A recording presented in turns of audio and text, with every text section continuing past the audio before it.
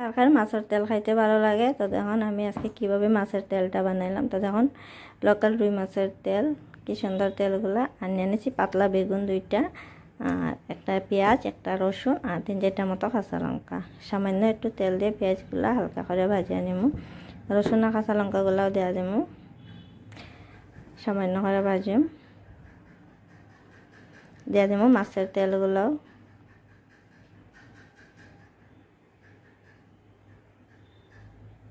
আজকে মাছের তেলটা এত ভালো ছিল, মাছের তেলটা এত স্বাদ হয়েছে,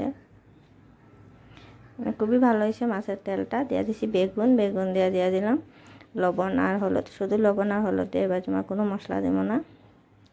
তো তখন মাছের তেলগুলোর থেকে কীরকম তেল বেরিয়েছে, অনেক তেল বেরিয়েছে। আর আমার মাছের তেলটা কীরকম হয়েছে কমেন্ট করে কইবা আর লাইক করবা। তো বাই বাই সবাইকে।